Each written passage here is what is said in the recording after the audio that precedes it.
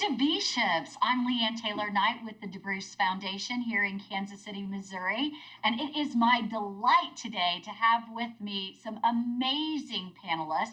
We've been talking backstage before this started and yesterday, and you are going to have an absolutely phenomenal day today as we engage in conversations about vShips and how they're impacting the future of work. But before we get started, let's take care of some housekeeping items. Want to make sure that this is a dialogue, so make sure that you use the chat function to share questions or comments that you have along the way. We'd love to hear your thoughts. The panelists really want to engage with you in this dialogue, so share those along the way. Make sure that you are chatting to all panelists and participants today so that we can see those. That will be super helpful to all of us. We also want to encourage you to participate in the poll questions as we do them today. And we'll have a survey at the end where we are learning as much as we possibly can at the DeBruce Foundation about your experiences with virtual internships, fellowships, returnships, apprenticeships. And so we hope that you will share your comments with us towards the end of today's panel. So before we get started, there's a question that we ask each time that we do one of these panels. And so that poll question number 1, is going to pop up now for you to participate. We're really interested in knowing, where are you on the virtual internship journey? We probably have some people with us today who haven't started, don't know anything about it, completely novice. We also have others of you who have joined us for the last 3 panels that we've done, and maybe you're experts, maybe you're doing this yourself. So we just want to, as a group of panelists today, to best serve your needs as an audience, we want to know, hey, where are you? And if you'll answer that poll question, that will help us know a little bit more about you.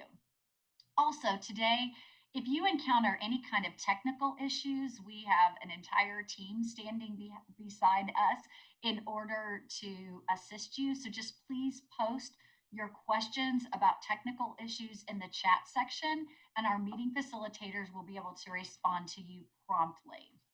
Again, before I introduce this amazing set of panelists today, the journey that we have been on is we have been learning how to demystify vShips across these last groups of panelists. It looks like from our poll that a lot of you consider yourselves to be expert, with some of you having had a few conversations about it. Well, trust me, at the end of this day today, those of you who are experts, you're still going to learn something new, and please chat us up in the chat box so that we also get to share from the learnings you have had. And those of you who are just starting to have some conversations about it, this group of panelists will for sure shine a light and be able to give you even more ideas about how to make it successful in your environment. So, as I mentioned, I have an amazing group of panelists with me today. Probably you're going to see their pictures pop up here on the screen. We are joined today by folks from Facebook, Commerce Bank, United Healthcare, and one who I think will be one of your favorites will be an intern who actually interned with Boeing. So now, to no further ado, I'm going to actually toss it to our first panelist today. The structure will be for each of the panelists to share their title, their organization, where they're located, because we're all across the United States today providing this for you, a little bit about what their business does, and then a little bit about their own virtual internship journey. So we're going to start with Peggy, and I'm turning it over to her now. Peggy? Hi, everyone. Welcome. I'm Peggy Tobias, and I lead the early career and onboarding function for United Healthcare and United Health Group Corporate. I'm based out of our Minneapolis office. United Health Group is a healthcare company, and we, of course, have health insurance as well as healthcare products and delivery across the globe. We have about 325,000 employees, and we serve over 140 million members. Everything from filling prescriptions to same-day surgery to providing Medicare, Medicaid, as well as commercial insurance. So a really wide variety of things that we offer to all of our members across the globe. In terms of how we came about the virtual internship, it was kind of a long journey. I'll say we were quite delayed in making our decision, admittedly. We were trying to hold out. I think we were all crossing our fingers that this would pass and we'd be able to be in our normal circumstance. So part of our decision-making process really included gathering a lot of data, and we actually surveyed our incoming interns twice and asked them a variety of questions. We said, how comfortable are you? Would you want to come into an office? Do you have any risk factors? Do you live with someone who has a risk factor? Where do you live? You know, if we don't relocate you, do you have somewhere to live? And what we found by doing this is when we were able to make our decision about going virtual, the interns felt very engaged in the process. They felt that we'd taken into account their feelings and their needs as well. And then we kept them along the way in the decision-making process. So they weren't out in the dark wondering what we were going to do. So when we finally did make that decision, it was really critical to us to go back and look at every single element. And you'll hear more about that today. But as I like to say, we knew we couldn't just slap a WebEx on it and call it a day. We had to go back and say, should this element still exist? Is it even possible to have it in a good fashion in a virtual environment? Or how do we rework it to have it be very engaging and meet all of our objectives? So there's a ton of work by all of our business leaders and program team to really make that element as high quality as possible. And I think the other piece that I would just add in terms of the journey is communication was key. So we had to work a lot with the interns as well as the hiring managers over the course of the summer to ensure that all the questions got answered. This was different. This was not something that they'd gone through in this format, and it was coming at them very quickly. So communication was key. And I know that we'll be able to talk a little bit more about some of those elements yet this afternoon. So with that, I'm going to turn it over to Ted. Hey everybody, my name is Ted Green. I'm super glad to be here and I hope you all are looking forward to the discussion today as much as we are. I work for Facebook, which is an online social media platform. And just so you guys know, when I say Facebook, I'm referring to the Facebook family of apps and services, which also includes other apps like Instagram, Messenger, WhatsApp, Oculus, all those good things. Within Facebook, I'm part of a group called the Global Business Group, which basically encompasses all client-facing business units from marketing and sales to analytics, insights, creative, operations, finance, etc. I work in more of a consulting function overseeing parts of the retail vertical. I've been at Facebook now for almost 5 years out of the Chicago office, so I'm currently in Chicago now. To give you a sense of the size of Facebook and how quickly it's grown, I've been at Facebook, like I said, 5 years. I think I've been there longer than about 90% of the company at this point. We have an interesting little tool that shows you, kind of tracks you along with the other employees and gives you kind of how long you've been there relative to the rest of the company, which is just kind of a neat thing to look at.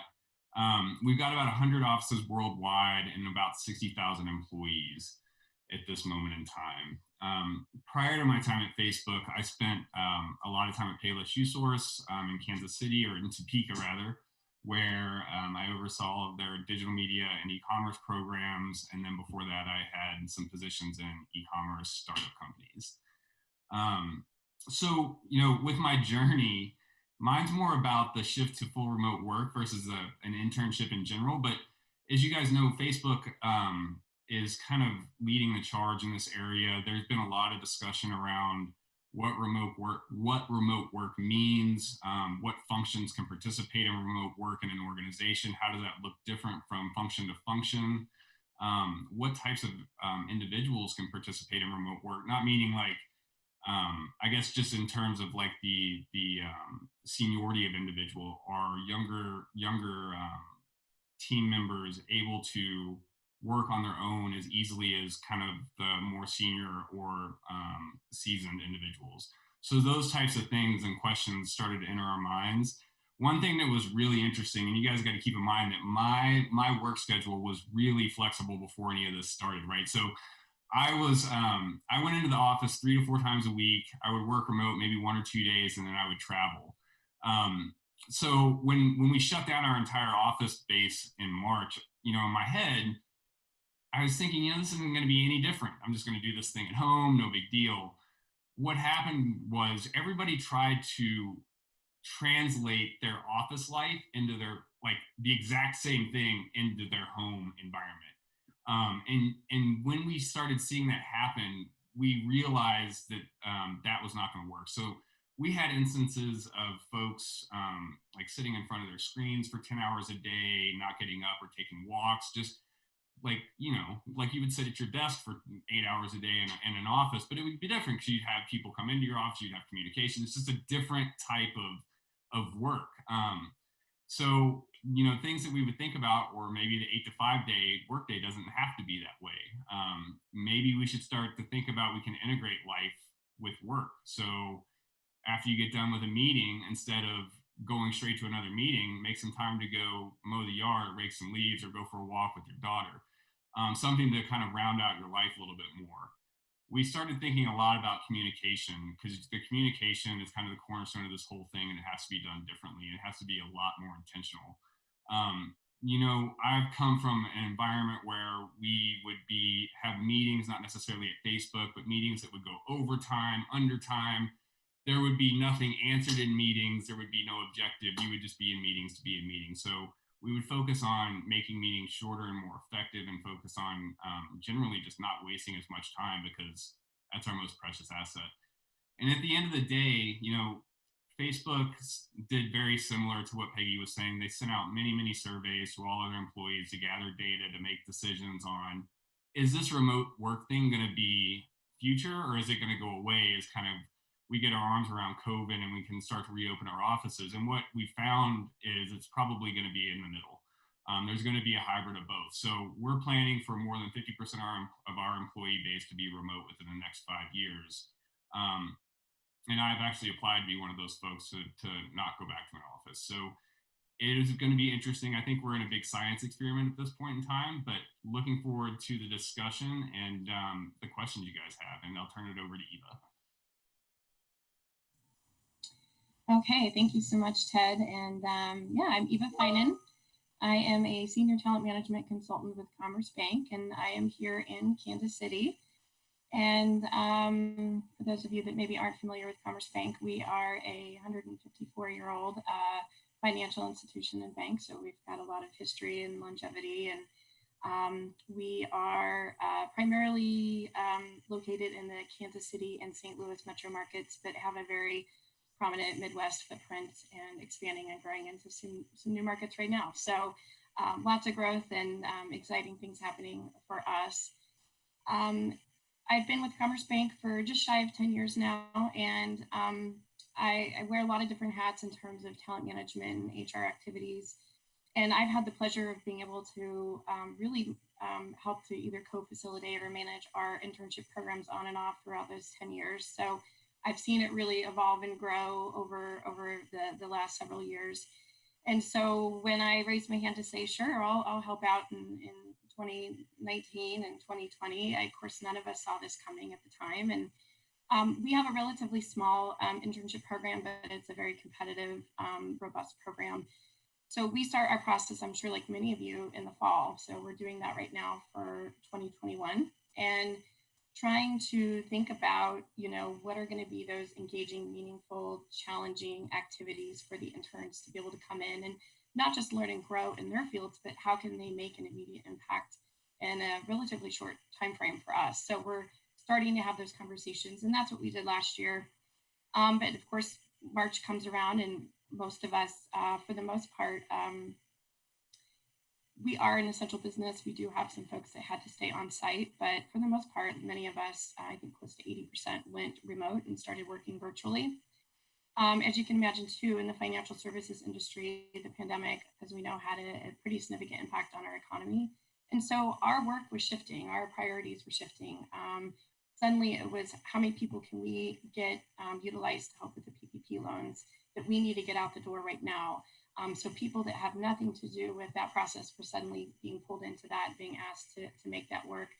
And so a lot of the managers that wanted a dedicated intern for the summer and had asked for that, had some great projects in mind.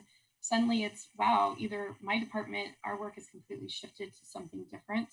Maybe it's not going to be quite as much work as we thought. Maybe we have a lot more work and our managers and mentors aren't going to be able to invest as much time as they need to, especially in a virtual environment. We also really at that point didn't know, is this person going to be on site or off site? We were phasing people in. We thought the phases would be moving much quicker than they have been. We're still on phase one. So as we thought we would be come June, July, kind of bringing in really about 50% of our workforce. That unfortunately didn't happen. And our first priority was to make sure everybody was safe. So like you guys, we really just started to really focus on communication. And it was so many different things from, are the interns comfortable with still having the opportunity to come in and or be virtual?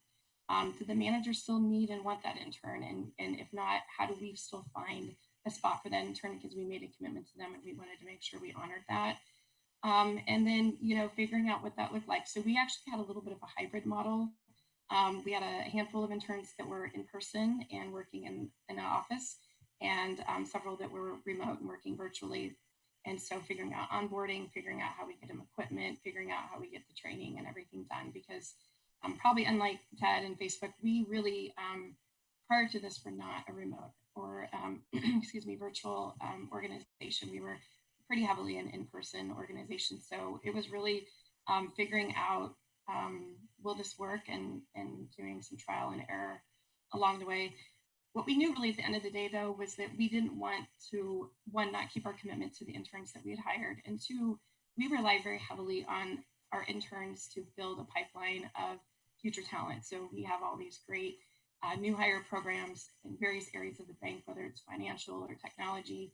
We rely heavily on our program to work with the interns, see that they're a great fit, make them offers. They continue to work for us throughout the school year, and then we hire them full time into these opportunities. And so we wouldn't have that talent, and these programs were still moving forward. We still needed that talent. So, and then we really grow our own talent through those programs. So it was really important that we still had the program and were able to get that talent in the door. So that's our journey. We'll talk more about some specifics around it, but it was really fun at the end of it to step back and say, oh my gosh, wow, we did that. And it was very successful. And phew.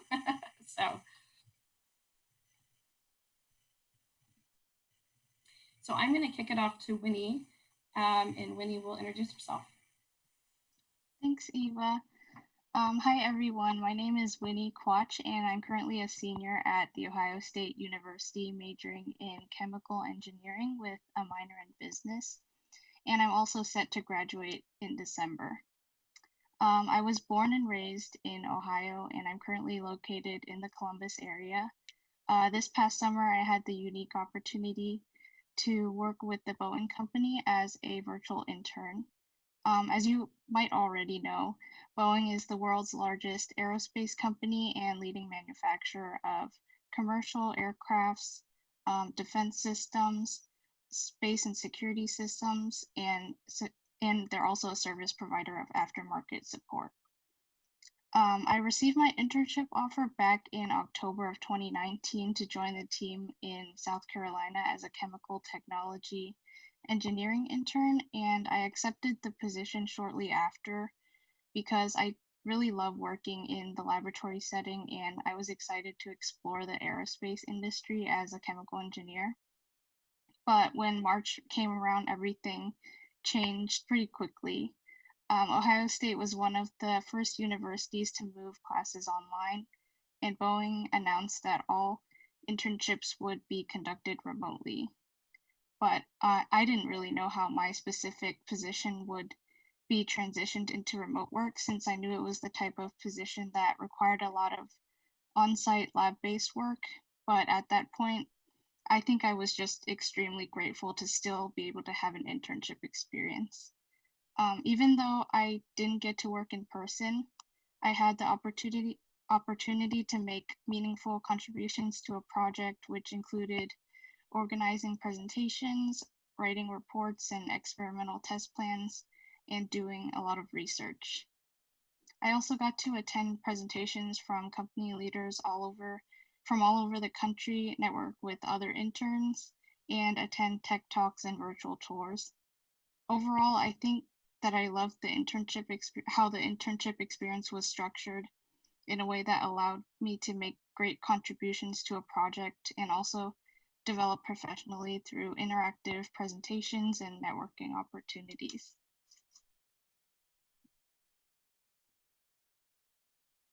Thank you, Winnie, and thank you, Ted and Eva and Peggy. Did I tell you we were going to have a great day today?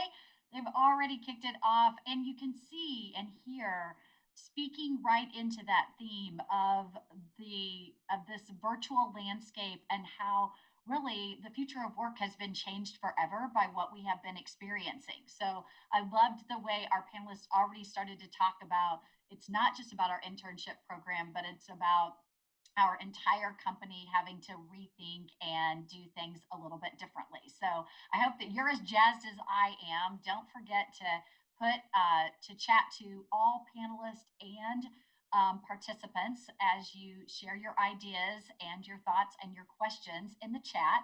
But we do want to do another poll question before we head into some questions with our panelists. And that poll question is really taking you into the space of, again, thinking about this future of work. So when you think about the future of work, poll question 2 here, when you think about the future of work, what are the most immediate pivots your organization has made or will need to make? So when you think about the future of work, what are the most immediate pivots your organization, as these may have already made or will need to make? In what area is that happening? Is it happening with those remote work practices, technology, new hiring practices, cultural transformation? And if you've got an other, make sure that you put that out in the chat too, because we're sure that with as many of you as there are on this today, you may have an other out there that will be able to be shared. And so I think that it will be really good to see those also in the chat. And for some of you, if you're somewhat like Ted and Facebook, the change may be less dramatic for you because you've already been on this trajectory versus what Eva was saying, where they were not on this trajectory necessarily as Commerce Bank, and they've really had to do a lot. So I think it does matter maybe what industry, what culture you were already in before this happened. So seeing how those chat numbers are coming in at this, or those poll numbers are coming in at this point in time, but we'll come back and maybe take a look at those results. We'll give you a few more minutes to answer that poll. But I'm going to go ahead and move us forward here with, and I want to let also our panelists know, in addition to people out of industries, we do have with us today some individuals who are in the space of education, it looks like. So Ted and Eva and Peggy and Winnie, this also will be an opportunity for people who will be teeing up individuals who would be virtual interns. You heard Eva say it. That's their pipeline for talent. You heard Ted say it. This is going to be important for us to all be training our workforce into this space and this new way of working in the future of work. And so we're happy to have some educators, some other entities that actually provide internship kinds of experiences. So we'll try to hit to both of those audiences right now and get into this. Ted, I'm actually going to pitch this first question to you, which is what's a key consideration or and you started to talk about this a little bit about, but how are you positioning your virtual internship program as a part of the future of work? You said, hey, Facebook's already started to go there, but how has this accelerated, or how else are you positioning it, Ted? Yeah, I think, like I said, and everybody knows, right? This pivot hasn't been as difficult for us from a technology perspective. But what's interesting, as we think about internships and the future of work going more remote than it has been in the past, is that the location of these individuals is not as important as it once was, right? So if you think about a talent pool, and most of our locations, our office locations, are in major metropolitan areas. So Manhattan, Seattle, San Francisco, Los Angeles, every one of them, right? And very high cost of living. And not most of the time, all of the time prior to the pandemic hitting, we were required to live within commuting distance of those offices. So I moved back up to Chicago, for example, from Kansas City for this job. Now, if I were to get hired now, I guess I wouldn't have had to do that. I could have stayed in Kansas City and have my job. So I think that it opens up a much larger talent pool and is much more enticing to those individuals, just based on the fact that they can live wherever they want. Yeah, and that's a cultural transformation. So the poll result, the number one was cultural transformation. So that is a cultural transformation. And I want to come back to opening up that diverse pool. Ted, I don't want to lose that, but do others, Peggy, Eva, Winnie, something to add as it relates to cultural transformation or something around positioning this virtual internship program as a part of the future of work? Yeah. Sure. I would add the lens of diversity, or kind of maybe put an exclamation point on that. We've actually spun up a kind of an initiative across the company to say, post pandemic, what is this going to look like? And how do we take what we've learned here and apply it not only for our current population, but for the population of people we have yet to hire? And we know if location becomes less of a barrier to entry, that will have greater access to high quality talent across the United States, across the world, really. And it opens up our ability to get that diverse thinking and fresh perspectives that maybe we wouldn't if we, continue to be very Minneapolis centric, for example. So we're really excited about what the future can look like and the access to just a really much more broad base of talent than what we've had in the past.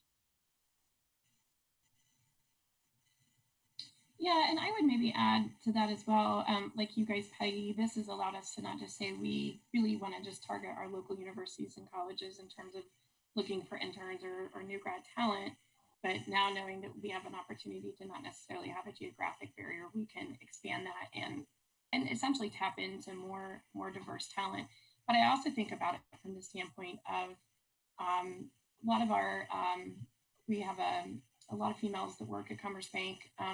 We know that we're all juggling a lot as parents with virtual school and trying to juggle work. And so Ted had touched on flexibility. So not having to be in an office 8 to 5, but being able to shift your hours a little earlier or a little later has opened up our opportunities where we maybe are losing some of our talent, say working mothers who are saying, gosh, I just can't balance it all anymore. This can open up some opportunities there. But I think that's, just the tip of the iceberg, but it is interesting to see how this has opened some doors, certainly. Thank you. We actually have a question that's coming in, and I was one of the participants today is Jeffrey Moss with Parker Dewey, and I was a listener last week, Jeffrey, as you led a great panel around inclusion and diversity when it came to college recruiting. But he's asked a really interesting question that I'm just going to throw it out to the panelists now, because we started into this like, wait, does this diversify our pipeline? The question reads like this.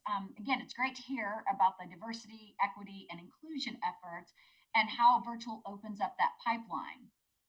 Do you worry, panelists, that too many companies are still relying on certain schools, majors, or GPAs, which may fall short of or hinder diversity? And what suggestions do you have to overcome that? So are you seeing as a part of this like future of work, this like, again, the opening of recruiting and doing something beyond the traditional, like, well, here's how we screened to get folks into our company? Yeah, I can take a stab at that. I think you have to really look at your overall sourcing strategy and say we can't continue to go back to the same places we've always gone to, and maybe focusing only on certain schools or universities isn't the way. Are there certain partner organizations that can help us from a learning perspective or help get us access to students that we maybe wouldn't have if we were only relying on the school population? So really evaluating that full sourcing strategy is important to say what's the future talent strategy of your organization, and how does early career or college hiring fit into that in helping to build that pipeline? Because if you're not doing all the right things at the early career stage, kind of the bottom part of your pyramid, the broadest part of your pyramid isn't comprised of all of those folks that you want to help kind of build up. Yeah. No, one thing, oh, go ahead, Ted. Oh, sorry. I was just going to say, just quickly, I think, I don't know this to be a fact, but I'm fairly certain that at Facebook, a lot of the positions actually don't require a college degree. It's not a prereq to have a degree to move into. I believe it's mostly with some of the engineering type roles, but I think as the diversity question and SAT scores and ACTs and all the standardized tests and all of those things that are kind of coming under the microscope, if you will, it's an interesting conversation, right? Like, I mean, we all grew up in a world where you should go to this school and graduate with this degree and get this MBA so you can get this job and live in this house and do this thing. And maybe it doesn't have to be that way. And I think everybody's kind of waking up to that and saying, yeah, this doesn't feel right. Yeah, I agree. And one thing that kind of surprised us this year was a lot of schools and universities went to virtual career fairs. So it wasn't your traditional go on campus with all the people and whoever happens to cruise by your table and you talk to. I personally wasn't present for those. We have a team of great folks that go out and engage with our different universities and campus programs.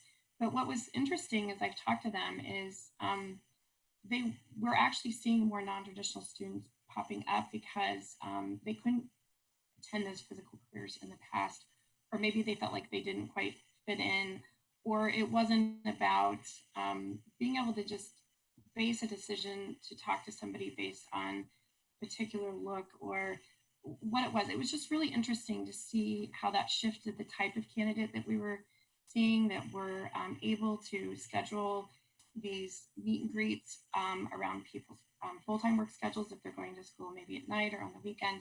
So it did push us a little bit out of that more traditional, this is how we've always done it format. And we're actually getting some really amazing results out of those virtual fairs. And what I'm hearing is it was a much more targeted search. So we're spending our time on more quality candidates, finding those more diverse candidates, rather than just having to talk to 500 people to walk away saying, okay, we've got 20 good candidates out of that visit. Obviously, the in-person relationships, being able to promote your brand and support your local organizations is still important. But it was an interesting twist that we've seen this year. Thank you, Eva. Yeah, and this really leads us into another question. Winnie, I'm gonna send this one to you so that what we hear first is from an intern's perspective on this. But even if you recruit amazing talent from all different walks of life, if there is not a great experience when they get there, then that actually could do more harm to the individual, to the industry, to your own company. And so Winnie, from an intern's perspective, can you talk to us about like the key consideration you had to take into account in making your virtual internship work, right? Because you also have to meet them where they are. So what do you think made your virtual internship work? Sure. So before I accepted my internship, one of the things that was really important to me was the aspect of a mentorship program, and having that kind of support because I am still very early in my career, and I think that I would really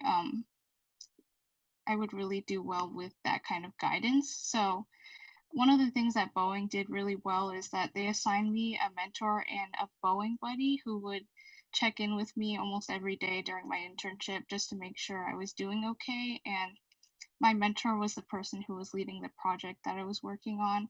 So she was able to give me a lot of guidance on the project, but my buddy was the person who I could go to for further clarification when I needed it. He worked primarily in the lab, so he would bring me into the lab in a way virtually through video conferencing. And the internship was also structured so that interns would spend about 30% of the time attending networking, professional development, and tech talk and other intern events, while the rest of the time was spent contributing to our projects. We also had a weekly roundtable of about 30 interns in my department where interns would introduce themselves and present about some of the projects that they were working on. And that was also a great opportunity for us to learn just from each other. I just think that the way Boeing organized their internship program and all the events provided a lot of support to us as interns through assigning mentors and buddies, and that's what made the whole internship program really successful for me. Thank you, Winnie. I know, Eva, we've talked about this a little bit more too. I want to invite the other panelists to step in and talk about. I think Eva, in one email you and I had, it was like the manager is not the mentor is not the manager, and that there's a distinction. Or Peggy, you I think had some good strategies for this yesterday too. So. Yeah, I mean, for us, it was really about, we know the managers are really busy. And so can they really, especially in a virtual environment, be on with that intern, getting them up to speed quickly, answering all their questions. And so assigning a mentor, I think also it's just less intimidating for the intern to know that they've got someone, we're intentional about picking someone who is maybe similar and maybe they went to the same school or they've got some same interests, or being able to, and not only is it a great development opportunity for your mentors to learn how to come in and do some coaching and managing, but yeah, I mean, just those day-to-day questions so the intern doesn't feel like I have to save up all these questions for the 1 hour a week I get with my very busy manager. And especially, I think a lot of these internships, I'd be curious to hear if your guys' are year-round. Ours are just summer, so that's 11 to 12 weeks that we want to get a lot done in a short time frame. Yeah, I would add, we added this year an office hours for interns. So that was a place where the interns, and it was optional, they could dial in and ask my team all of those questions that maybe they didn't want to ask someone within their business or their hiring manager. Simple things, really basic things about being early in their career, or about, maybe having a hard time making a connection virtually, and they were afraid to have that conversation with their leaders. So we were able to kind of give some guidance, as well as learn what maybe we needed to do differently or kind of course correct. The other thing we did this year that was a little different is we used an app that was for the interns only. So almost a Twitter-like thing where they could post questions, get advice and insight from each other. I would say we watched it. We didn't monitor necessarily because we weren't, intentionally trying to pay attention to everything they did, but we could also answer questions or see themes where, again, maybe we needed to step in and say, such and such isn't working, so how do we course correct? So trying to add some different forums that provided that additional layer of support for them. Yeah, thank you, Peggy. A question that came up a while ago that actually made me think, Winnie, about what you said about going into the lab. There was a question around how to do virtual internships in healthcare settings, right? And I've heard this even in like construction settings. And so, but Winnie, you said you had the opportunity to like go into a lab with someone virtually, right? And experience that. So, what are the creative ways, or what are the jobs, you guys, where you're seeing the most challenges of making virtual work? And have you come up with some good workarounds for those that could be applied to different environments where those are tough kinds of jobs? Yeah, so in my situation, I was lucky to have somebody who was in the lab that I could work with virtually. And what really worked for us was that I would be able to work on all of the documentation type of work, and the person in the lab would handle more of the in-person lab work. So I would handle doing all of the documentation on the experimental results, and I would organize the PowerPoints and write the reports while someone else was handling the in-person stuff. So I think that allowed me to make good contributions to the project even virtually. Yeah, so changing the roles and responsibilities of how some of the work gets done might be something that we see happen into the future of work, and people having to collaborate with one another across that. Ted, I think you took off your microphone. Were you going to say something too? Yeah, I was just going to say, I think also as technology continues to advance, we'll see a lot more virtual reality kind of play into this space as well. And, I'm by no means the expert on this at all, but I can speak to it a little bit just because of Facebook's relationship with Oculus in terms of how hospitals and healthcare organizations are using that to advance medicine and train doctors on actually doing like surgeries with virtual reality and using those headsets. They're doing the same thing in classroom environments for teachers. So if you think about remote schooling, like you could actually, instead of our kids sitting in our basement right now going to school, they could be sitting in a virtual classroom interacting with their friends in a different way and kind of a near presence type of environment. So as technology advances, I think there will be a lot more kind of neat things to look at. Yeah, well, and there even, I mean, you mentioned that there has been an uptick too in like telemedicine, right? So even somebody learning about healthcare by way of, what gets done. Peggy, jump in there. I know Yeah. you're about ready to say something. Yeah. Well, we at the beginning of this, we kind of said, ooh, this might not be the best summer for someone to join our healthcare company in the middle of a pandemic. And we really reframed and said, there's no better time.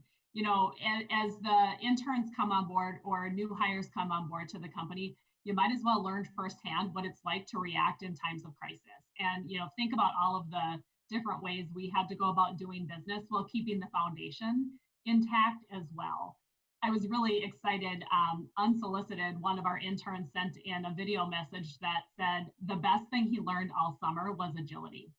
And I thought that was so telling. It wasn't even that intentional on our part, but by putting him in a real job next to someone else doing that job, he had to see how the change had to happen every single day. Nobody wrote this playbook. We couldn't pull out the rules and go, well, last time there was a pandemic, we did it like this. So he had to learn that right alongside the business in the most authentic way possible. What a great skill. Like, how empowering is that? Right. I know. I was like, I didn't even pay him to say it. That's amazing. Well, and you know what? I didn't pay Peggy to say this either, but like at the DeBruce Foundation, we're focused on expanding pathways to economic growth and opportunity. And we talk all the time about the individual needing to have the agility advantage. And it really is about the individual being able to recognize, hey, these are the things that I do well and the things I like to do, but understanding where that can bring value in the career marketplace. And with so many jobs changing, and I really believe we're here seeing it, right? The future of work, it's only been accelerated, right? What we're hearing is all these changes, they were coming, but they've now been accelerated. And so I couldn't have paid you better, Peggy, to just bring up the word agility and know that we at the DeBruce Foundation really believe we've even coined a word called the agilities, your agilities, and that being the intersection of work activities that you like to do and that you do well. They're used in every single job in the economy, just in different amounts, right? And as we go into that future of work, in order to pivot into different sectors and different opportunities, people are going to have to know that. And that's really why exposure and experiences and internships and fellowships, apprenticeships are so important. It's also why companies like yours who figured out how to demystify this and do this sooner rather than later are so important. So let's not skip over the fact that this isn't easy work, right? What are the barriers to success that you have experienced in implementing, or in your case, Winnie, in participating in these kinds of vShip programs? What are those barriers and challenges? How did you overcome them? What are you learning from them? Eva, I'm gonna make you answer first this time. You want me to kick it off? Yeah, are you ready? Yeah, absolutely. Right. Yeah. So, there were definitely a few. And something as simple as we just started offering housing to our interns that needed it over the summer. And so the universities that we normally would have the interns bunk up at, they're reacting to the pandemic and saying, nope, we're not going to offer housing. And so it was calling every housing unit we thought we could find to say we still have a need. But then as we get that all figured out, it was like a week later, well, actually, we're not going to need housing. Oh, wait, we do need one person in that. So it was a very, agility is definitely the word, but we were pivoting often to really think about what we needed. And then the other thing that I would say was, maybe this is wearing too much of my HR hat, but helping the managers who really signed up for the intern to say, listen, they're not going to come in and be snacking and sleeping on the couch all day long. These interns want a meaningful, real experience. They're going to work hard. They're going to be engaged. They're going to figure out how to network. And I think for some of them, because they had never been in a virtual environment before, it was saying, we don't trust us on this. And let's make sure that we put all the right tools and resources in place to help them succeed. But take away any preconceived notion of what you think a student is going to do being able to work from home on their sofa, and have some faith in that process. And I love it because the intern really stepped up and showed them that not only am I going to come in and going to work really hard, but I'm going to kind of knock your socks off in the process. So that was really, for us, was, I know this is brand new. We're all learning as we go, but let's really try to give it a shot and see what happens. And so it's really cool this year to be planning ahead and saying, we know it can work really well. Now we can fine tune and we can think about the things that were barriers that maybe we just sort of band-aid, or we didn't get a chance to really have the time to think about the great solution there. So let's really work on that this time. So Eva brought up something too that is a theme that's going through the chat a little bit too, you guys. That's in the space of management being prepared for this. So like selecting the right managers for the virtual internships, or the onboarding and orienting of your new employees who are going to come in this virtual environment and then this future of work, and teeing up those managers even as it relates to the recruiting and rethinking what are the credentials that someone has to hire. So have any of you, I mean, anybody else, like, if we could speak into that, because there's some chat kind of questions around like the readiness of the managers for this, and the openness of the managers to what we're talking about as it relates to diversity, equity, and inclusion in that pipeline. And so And I can speak to it a little bit just from how I've seen our management teams kind of shift around how they work a little bit. Just from the pure fact of, they're, Facebook as an organization uses, again, Facebook Workplace was just kind of like, it's kind of like Facebook for work, right? And we use the chats just like instant messenger. So we're communicating technology all the time. And we have groups, just like you were mentioning, for the intern groups, where people can ask each other questions, and it's very kind of closed off, and they won't, in a way where they wouldn't get embarrassed by their managers. But what I'm seeing kind of happen is, we're seeing a lot of the kind of desk time or office hours pop up, like the optional time where people will just block their calendars off and be available if you'd like to sit with them, or have specific questions on projects or whatnot. But the one thing that we are still trying to figure out, I think, is the culture and the collaboration piece. I think that is kind of the part that is missing the most from our experience, and we're still trying to figure that out. So, from the management perspective, I know that that's super high on their list, because again, at Facebook, the culture and the collaboration was one of the big kind of parts of working at Facebook. And when everybody's remote, that just evaporates. So we're working hard to try to figure that out still. Yeah, I would add to that so everything both of you just said. In addition to, one of the things I think that really got highlighted for us was, I'm going to call it kind of lack of control. The environment over this summer forced all of the companies and all of the leaders into new behaviors that maybe they wouldn't have chosen right away for their team or for how they were operating. And so now they're having to rethink and say, well, what did I learn from that? How am I behaving? Is my team performing at the way I expected them to? Am I still putting, my bias from how I thought back in February onto what is going on? And so that tapers off into all other kinds of aspects of their work as well, but where your team works, or as a company, where you direct your team to work, is kind of a primary piece of control. And that was taken away from everybody. And so it kind of upset how they're having to evaluate everything, which has caused us to also just relook at how do we how do we equip those people leaders to be the best servants, if you will, of their teams going forward in this new way? Because the workforce is going to demand that everything doesn't go back to the way it was in February.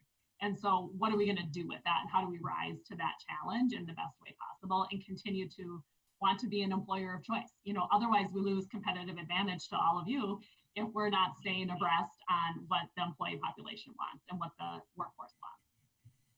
Yeah, I'm glad that these topics have actually come up too, that lack of control, culture and collaboration, and that accountability piece. For those of you, if you haven't seen some of our early panel discussions, you should go back and watch, because we had some really good panelists who spoke really directly into how to manage in this environment, the kinds of systems, systemic and systematic things that have to go into place in order to do this and to hold people accountable and for people to feel comfortable with this. But this idea of the fact that we've been taken out of this position of control, Peggy, that we thought we had at one point in time is very real. So I'm going to ask, we're getting closer to the end of our time together. So Winnie, there's a really specific question that's going to come to you that is very specific for you. I'm also going to ask all of our panelists to be thinking about, as your organizations have shifted from like the response to the recovery phase, how will you sustain and embed vShips into your organization? Like, what are these things that are going to be long lasting, and how are you going to shift and move? Okay, it wasn't just something that we did in reaction mode and response mode, but it's now a part of our fabric and the recovery piece of this. So I'm going to ask you guys to be thinking about that. I'm also going to let those of you who are participating know about a couple of things. One is that SRI International out of California is doing some really great, we talk about like surveying of what is happening in this space, and they have their survey open, I believe, until the end of the week. So we'll make sure we put in the chat the article about that. So those of you who might be able to contribute to that survey could do so, because we at the DeBruce Foundation just want to keep learning as much as we possibly can about this. I'm going to ask Winnie her question, and then we'll have other people speak. Winnie, everybody is dying to know are you going to go work for Boeing now? I mean, you've had this exposure and this experience. Like, what does it really mean to you as an intern? How important was it? Does Boeing get to get you now, or what happens? Yeah, so I really love my internship and I would love to join the company full time, but as you know, right now the aerospace industry it's a little bit tough right now and they're still recovering. So I don't have plans to join the company immediately, but it's still a possibility for the future. Is there something from your virtual internship, Winnie, that you're going to take away and you're like, I know I am going to use that no matter where I land once I graduate? I think, I think a lot of the experience from the intern events that they had, just networking and learning from each other, I think all of those softer skills are definitely going to be applied no matter where I go. Okay.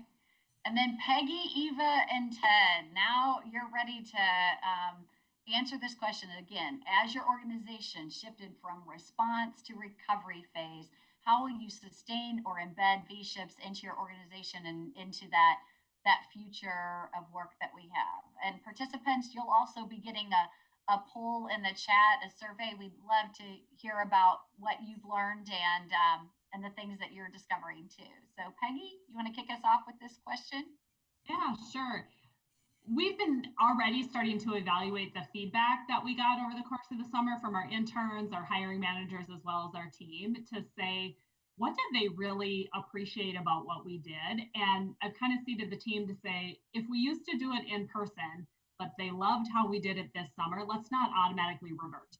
Maybe now we know how to do it in person and we know how to do it virtually, or maybe it was better virtually and we should just always do it that way.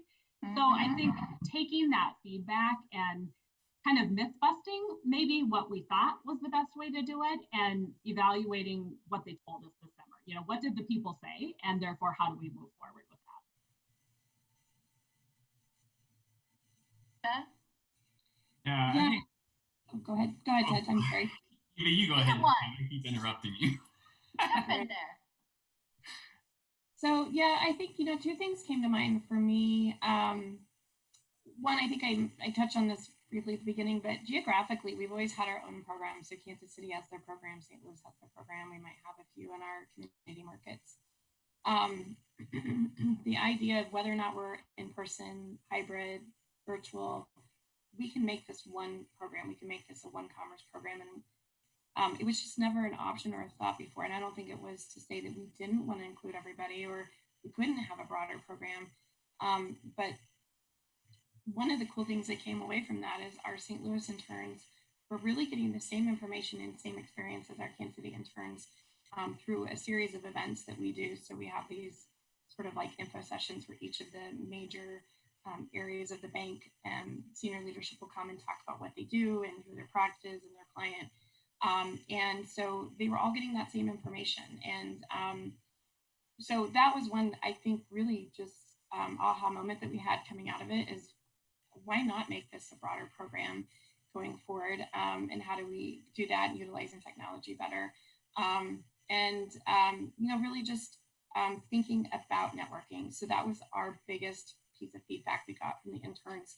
They were also grateful to have the experience. They all learned a lot, but they were bummed that they didn't get to interact with each other in person and have those networking opportunities. So we tried to do a couple of virtual events, but that's the area that I think we really want to focus on. I've actually been jotting down some notes because I've gotten some good ideas from you guys. But how do we continue to network virtually and make it meaningful and fun for that age group? And so those are the things that I think are things that we're going to continue to carry on. Right. And then yeah, for us, I think it's really. I mean, personally, I think that's this whole thing. It's a beautiful thing that's happened, right? I think it gives us the opportunity to rebuild what we think corporate life should look like. And for Facebook, I think that it really is focusing on providing as much flexibility as we possibly can for everybody to do their jobs. And I think we fully recognize that no two people are the same. Two people's working habits are the same, and nor should they be. And trying to force that does nothing except make people miserable. And guess what? You get less valuable work out of them. So I think as we all move through this collectively, I think that I personally think it's a good thing that's happened. I think companies will gradually move on board, and I think that ultimately it will lead to people having more fulfilled lives because they'll be able to do more overall with their time. Thank you. I want to say a great big thank you to our panelists today, but also all of you who are participating. You have had one heck of a lively chat. And we really, for us at the DeBruce Foundation, we look at this as like, this is just the beginning. We hope that you will visit debruce.org/vShips, our page where you can have access to other resources and even the previous panels. Take time to fill out our survey today, which is also going up in the chat. Hope many of you have made across this time, many of you have made connections with one another in our chats across this series that we've been doing of roundtables.